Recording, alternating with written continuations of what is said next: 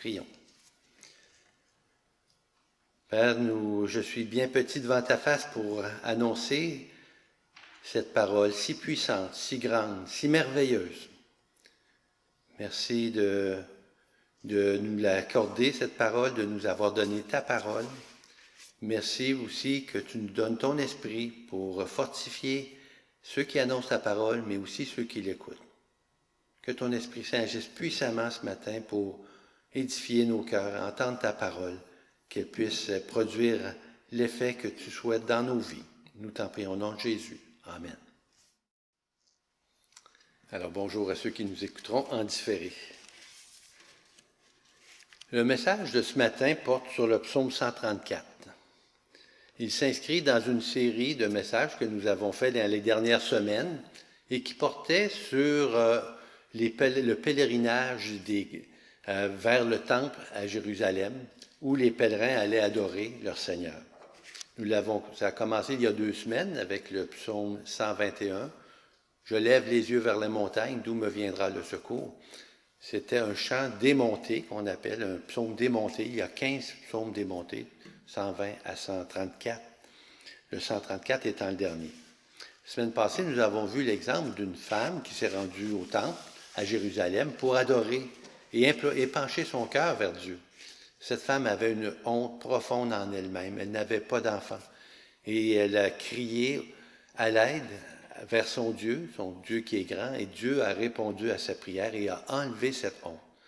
Cette honte qu'il enlève aussi dans nos vies quand il pardonne nos péchés. Et Anne, face à cette réponse de Dieu, s'est écriée « Personne n'est saint comme l'Éternel. Il n'y a pas d'autre Dieu comme toi. Il n'y a pas de rocher pareil à notre Dieu. » Le psaume 134 continue sur cette lancée de louer et bénir l'Éternel. Bénir Dieu et être béni par Dieu. Voilà, lisons ensemble le psaume 134. C'est un court psaume, mais d'une grande richesse. Oh, bénissez l'Éternel, vous tous, serviteurs de l'Éternel, qui vous tenez dans la maison de l'Éternel pendant les nuits. Levez vos mains vers le sanctuaire et bénissez l'Éternel. Et que l'Éternel te bénisse de Sion, lui qui a fait le ciel et la terre. Bénir Dieu et être béni par Dieu. Voilà 2 belles réalités dans la vie du chrétien. Bénir Dieu, dire du bien de Dieu, adorer Dieu, proclamer ses louanges, glorifier Dieu. Voilà le but premier de nos vies, la vie du chrétien. Être béni par Dieu, recevoir de Dieu le bien qu'il a préparé pour ses enfants, marcher dans ses voies, nous réjouir en lui, voilà notre besoin le plus grand. Bénir Dieu et être béni par Dieu, une parole qui monte au ciel, une parole qui descend du ciel. Voilà de quoi combler les besoins les plus profonds, une grande richesse pour le croyant. Comme je l'ai mentionné en entrée, en introduction, le psaume 134 est le dernier des psaumes démontés, 15 psaumes du 120 au 134. Les psaumes démontés commencent dans la douleur avec le psaume 120. C'est à l'Éternel que dans ma détresse j'ai crié, malheureux que je suis. Mais le dernier psaume se termine dans l'allégresse. Bénissez l'Éternel et que l'Éternel te bénisse. Tout au long du trajet, dans cette périple, cette marche vers le temple, le pèlerin fait l'expérience de la présence de Dieu, et encore plus lorsqu'il est au temple. Il a trouvé en Dieu sa protection, sa joie, sa délivrance, son espérance, son salut. Le psaume 121 le dit si bien. Le secours me vient de l'Éternel qui a fait le ciel et la terre. Le psaume 122 continue. Je suis dans la joie quand on me dit « Allons à la maison de l'Éternel ». Le psaume 123 ajoute « Fais-nous grâce, Éternel, fais-nous grâce ».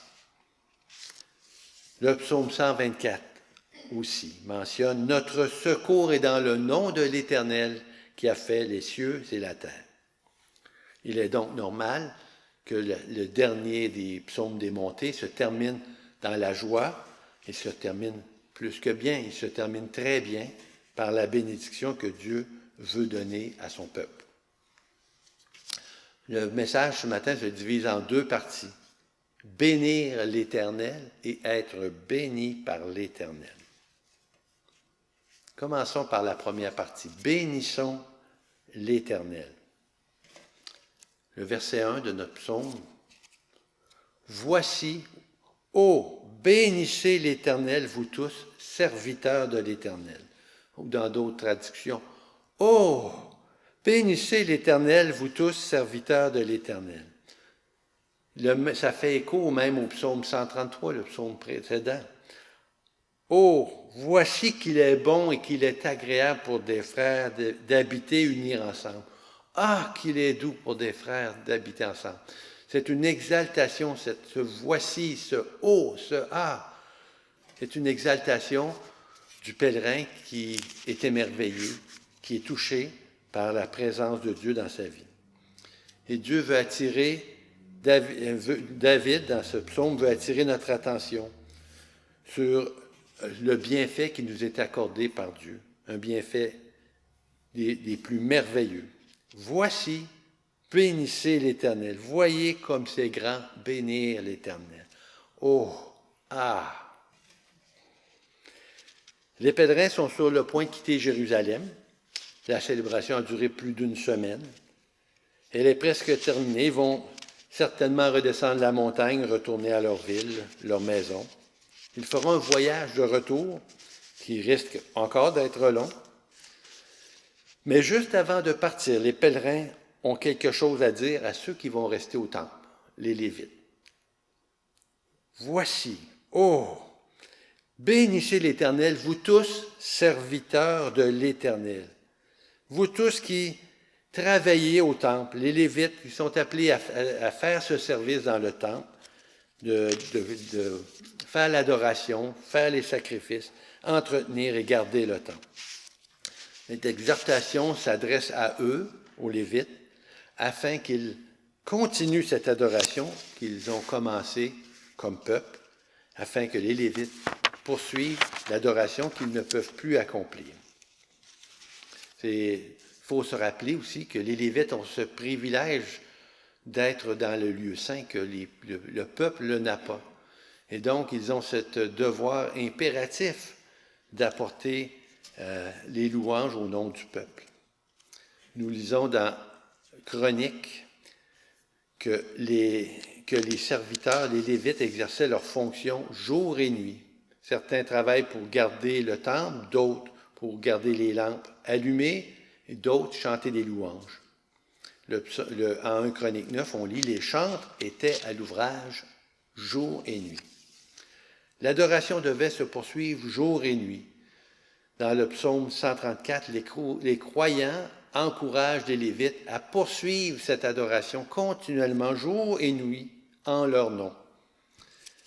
Les pèlerins vont bientôt partir, mais les Lévites vont demeurer au temple pour assurer l'adoration qui est due à notre grand Dieu.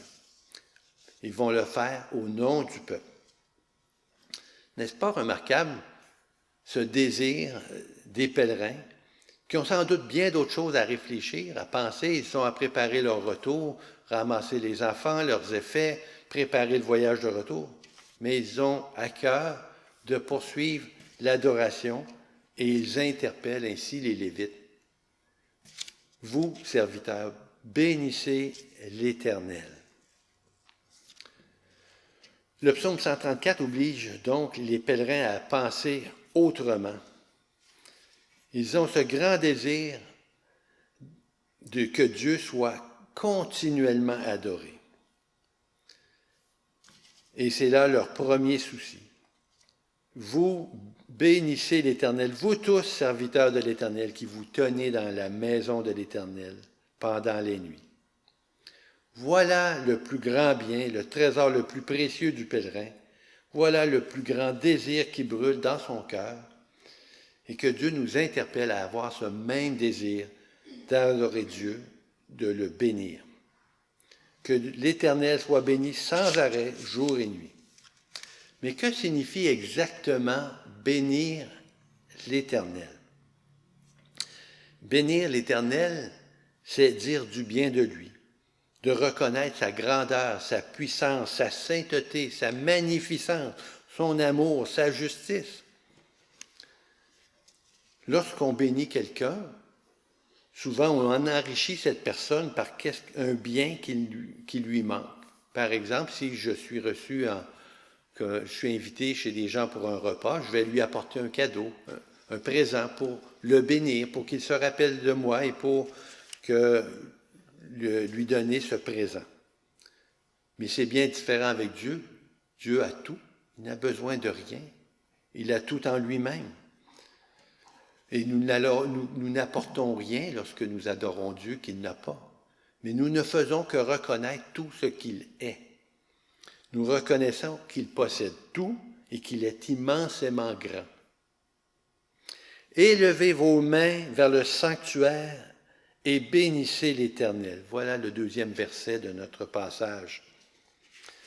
Les serviteurs de Dieu élevaient leurs mains pour bénir Dieu. Ils levaient leurs mains pour exprimer leur prière. Au verset 2, le mot « kodesh » en hébreu a deux sens possibles, sanctuaire ou sainteté. Il serait aussi possible de traduire le verset 2 ainsi. Élevez vos mains de sainteté et bénissez l'Éternel. Pour bénir l'Éternel, il faut avoir des mains saintes. Paul dit en 1 Timothée, chapitre 2, verset 8, « Je veux donc que les hommes prient en tout lieu, en élevant des mains pures, sans colère ni contestation. » Pour prier Dieu, il faut des mains pures, des mains saintes. Il faut plus que des paroles, il faut que nos mains soient pures, purifiées par le sang des sacrifices pour les Lévites, offerts sur l'autel. Les Lévites devaient donc offrir des sacrifices avant même d'apporter l'adoration qui était due à Dieu, pour leur propre péché, et ils le faisaient aussi pour le péché du peuple. Il fallait que les serviteurs de Dieu soient pardonnés, purifiés, sanctifiés pour pouvoir bénir Dieu d'une manière qui lui soit agréable. Dieu demande une adoration qui vient d'un cœur pur et d'une vie sainte. Élevez vos mains de sainteté et bénissez l'Éternel. Le psaume 134 est maintenant accompli en Jésus-Christ. Nous n'avons plus besoin d'aller à Jérusalem 3 fois par année pour apporter notre adoration. Jésus lui-même s'est offert en sacrifice pour nos péchés et bénir Dieu. Il a béni et glorifié Dieu quand il était sur la terre. Et maintenant qu'il est au ciel, il est rentré dans le grand sanctuaire, tout près de Dieu, à sa droite, pour glorifier son Père et le faire aussi, et intercéder, prier pour son Père, auprès de son Père, pour nous, et glorifier Dieu pour nous. Jésus est devant notre Père céleste, jour et nuit, pour le bénir et prier en notre faveur. Il le fait sans arrêt, continuellement. Jésus accomplit pour nous le service que Dieu attend de nous. Jésus accomplit pour nous le service que Dieu attend de nous. Il élève des mains pures, des mains saintes, sanctifiées, des mains innocentes qui ont été transpercées sur la croix pour nos péchés. Il déverse sur vous, sur nous, le Saint-Esprit pour qu'à notre tour, nous soyons capables de devenir des adorateurs et de louer notre grand Dieu en esprit et en vérité. Si nous croyons en Jésus-Christ, il purifie nos cœurs, il purifie nos mains et nos actions pour qu'à notre tour, nous puissions élever des mains pures, des mains de sainteté et bénir l'Éternel. Soyons donc reconnaissants pour ce grand sacrifice de Jésus qui nous ouvre cet accès auprès du Père et qui nous rend dignes d'apporter nos louanges et nos bénédictions à notre grand Dieu. Aussi, nous ne sommes pas comme ces pèlerins en Israël qui devaient quitter la présence de Dieu à Jérusalem. Nous avons ce libre accès auprès du Père, en tout temps. Hébreux 12 nous dit, « Vous vous êtes approchés de la montagne de Sion et de la cité du Dieu vivant, de la Jérusalem céleste. » Nous n'avons pas besoin de nous confier à des spécialistes, à des Lévites qui vont faire cette adoration et ces prières pour nous.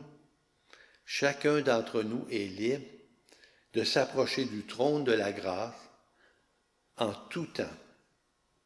Hébreux 4, nous pouvons lire, « Puisque nous avons un grand souverain, sacrificateur qui a traversé les cieux, Jésus, le Fils de Dieu, approchons-nous donc avec assurance du trône de la grâce, afin d'obtenir miséricorde et de trouver grâce en vue d'un secours opportun. » C'est un grand privilège, un privilège qu'il ne faut pas se priver. Nous sommes unis à Jésus, notre grand sacrificateur. C'est notre privilège de venir dans la présence même de Dieu. Voilà notre bien le plus précieux. Voilà notre richesse. Vous rendez-vous compte de l'immense privilège qui nous est accordé en Jésus-Christ? Il ne s'agit pas d'une expérience temporaire, une fois par semaine. Nous avons accès au trône céleste en tout temps, chaque jour, chaque instant, jour et nuit. Bien sûr, nous ne pouvons pas toujours prendre ce temps, nous concentrer à l'adoration. Nous avons notre travail, nos occupations, nos responsabilités, nos tracas. C'est normal. Mais nous avons toutefois cette liberté de louer Dieu n'importe où, n'importe quand. Nous devrions avoir au plus profond de notre cœur ce désir qu'avaient les pèlerins de louer Dieu et de s'approcher de sa présence. Malgré notre tiédeur, nous avons cette assurance aussi que Jésus-Christ accomplit ce service pour nous auprès du Père. Nous sommes souvent portés à critiquer, murmurer, contester, nous mettre en colère, dire des paroles vides, désagréables. Efforçons-nous au contraire de bénir Dieu. Est-ce là votre plus grand désir? Votre bien le plus précieux? Faisons notre joie d'être auprès de Dieu et de pouvoir le louer, l'adorer. Saisissons chaque occasion qui nous est offerte de dire du bien de Dieu, pour parler de sa grandeur, de sa grâce, de son amour. Même la nuit, quand le sommeil vous manque, prenez le temps pour louer Dieu, bénissez l'Éternel. Bénissez l'Éternel jour et nuit en élevant des mains pures, purifiées par le sang de Jésus. Et je vous invite ici à réfléchir à votre vie de prière. Quelle place a l'adoration, la contemplation de notre Dieu si grand, si merveilleux, qui nous offre ce privilège d'être en sa présence en Jésus-Christ. Le psaume 134 n'est pas encore tout à fait accompli. Nous sommes encore loin de vivre pleinement cette adoration, mais prenons courage. Il y a une promesse. Elle sera entièrement et parfaitement accomplie. Les serviteurs de l'Éternel, un jour, seront dans son temple, dans la Jérusalem céleste, pour le louer et l'adorer. L'apôtre Jean nous le promet par cette parole. Ils sont devant le trône de Dieu et lui rendent un culte jour et nuit dans son temple. Apocalypse 7. Voilà ce qui nous attend quand nous serons auprès du Père. Nous aurons la joie de bénir Dieu et d'adorer Jésus-Christ parfaitement et continuellement. Nous serons en sa présence. Nous le verrons, nous verrons sa gloire. Mais pour cela, il nous faut d'abord être bénis. Et je fais une petite parenthèse ici pour vous parler du livre Dieu et l'Évangile que nous sommes encouragés à lire. Et c'est là le but du livre de dire prendre plaisir en Dieu. Tournez notre visage vers sa grandeur, sa majesté, pour être transformés par sa présence. Voilà le bien précieux du chrétien, être en la présence de Dieu. Et je lis un petit extrait. D'abord, il cite 2 Corinthiens 18. « Et nous tous, qui, le visage découvert, contemplons la gloire du Seigneur, nous sommes transformés à son image. » Notre expérience le confirme. À admirer longtemps quelqu'un, nous finissons par changer, par lui ressembler. Voilà ce que Dieu fait dans notre adoration. Il reflète sa gloire sur nous et il nous transforme de gloire en gloire. Pour cela, il nous faut aussi recevoir la bénédiction de l'Éternel. Ça nous amène au verset 3 de notre chapitre. « Que l'Éternel te bénisse de Sion, lui qui a fait les cieux et la terre. » Cette réponse était probablement prononcée par les sacrificateurs. Après que le peuple ait dit aux Lévites, « Bénissez l'Éternel », que le sacrificateur répondait, « Que l'Éternel te bénisse de Sion, lui qui a fait les cieux et la terre. » Quelle différence y a-t-il entre bénir Dieu et être béni par Dieu? C'est toute une différence. Quand nous bénissons Dieu, il le mérite pleinement. Quand Dieu nous bénit, c'est par pure grâce. Quand nous bénissons Dieu, Dieu le mérite pleinement, digne de louange et d'adoration. Quand Dieu nous bénit, c'est par pure grâce, jamais sur la base de nos œuvres, jamais sur la base de ce que nous avons accompli. Quand nous bénissons Dieu, nous reconnaissons qu'il a tout, qu'il est tout, qu'il possède tout. Nous déclarons qu'il est grand, merveilleux, digne de louange. Quand Dieu nous bénit, il nous donne ce que nous n'avons pas. Il fait de nous ce que nous ne sommes pas. Quand nous bénissons Dieu, nous n'ajoutons rien à toute sa richesse. Nous reconnaissons simplement sa gloire. Quand Dieu nous bénit, fait de nous de nouvelles créatures en Jésus-Christ. Il nous renouvelle par son Esprit Saint. Il nous accorde le salut éternel qui nous est impossible d'acquérir sans l'œuvre rédemptrice de Jésus-Christ. Il fait de nous ses enfants, les héritiers de son royaume. Quand Dieu nous bénit souverainement par sa grâce, nous avons la joie et le devoir en retour de le bénir par notre adoration. Nous avons absolument besoin d'être bénis. Nous sommes des pécheurs qui ont besoin d'être pardonnés, recréés par la grâce et la puissance de Dieu. Sans sa bénédiction, tout ce qui reste, c'est la malédiction. Dans l'alliance que Dieu a fait avec nous, son peuple, il y a 2 possibilités. La bénédiction ou la malédiction. La malédiction demeure sur ceux qui rejettent le Seigneur, qui refusent d'obéir et croire à ses promesses. La bénédiction, en retour, elle est pour ceux qui se confient en Jésus-Christ, qui croient à ses promesses, à son salut, et qui veulent obéir à sa parole. Désirons comme un trésor immense et plus précieux la bénédiction de Dieu. Elle nous est promise, car Dieu nous dit que l'Éternel te bénisse de Sion. Oui, que l'Éternel nous bénisse. Et d'où vient cette bénédiction? Vient-elle d'un endroit précis, de Jérusalem, du mont Sion? Dans l'Ancien Testament, c'est là que les pèlerins se rendaient à Jérusalem, sur la montagne de Sion, pour recevoir la bénédiction de la main du sacrificateur. La bénédiction de Dieu était d'abord symboliquement représentée par les sacrifices d'animaux pour le pardon des péchés. Le peuple était ensuite, la bénédiction était ensuite prononcée par le sacrificateur qui bénissait l'Éternel, le peuple ainsi. Le nom, on lit dans Nombre 6, « Que l'Éternel te bénisse et te garde, que l'Éternel fasse briller sa face sur toi et t'accorde sa grâce, que l'Éternel lève sa face vers toi et te donne la paix. » Aujourd'hui, d'où vient cette bénédiction? Elle est-elle à Jérusalem? Non, elle nous vient maintenant de la Jérusalem céleste, là où règne notre Dieu et là où est assis Jésus-Christ à sa droite. On lit en Hébreux 1, le verset 3. Après avoir accompli la purification des péchés, Jésus s'est assis à la droite de la majesté divine dans les lieux très hauts. Pour avoir la vie éternelle, il faut la bénédiction de Dieu. Et cette bénédiction nous vient de Jésus-Christ uniquement.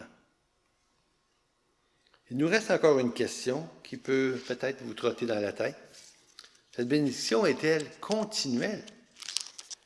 Est-elle pour des occasions spéciales, 3 fois par année? Cette bénédiction peut-elle nous être enlevée? Cette bénédiction est-elle seulement dans les bons moments que nous sommes près de Dieu? Non. Elle est là pour éclairer chaque jour de nos vies. Que l'Éternel te bénisse de Sion. Cette parole voulait dire la bénédiction que tu as reçue à Sion dure le reste de ta vie. Quand Jésus est monté au ciel, il a béni son Église. Nous lisons en Luc 24. Jésus leva les mains et les bénit. Quand il les bénissait, il se sépara d'eux et fut enlevé au ciel. Cette bénédiction de notre Sauveur en gloire continue le reste de notre vie et demeure sur son Église de génération en génération.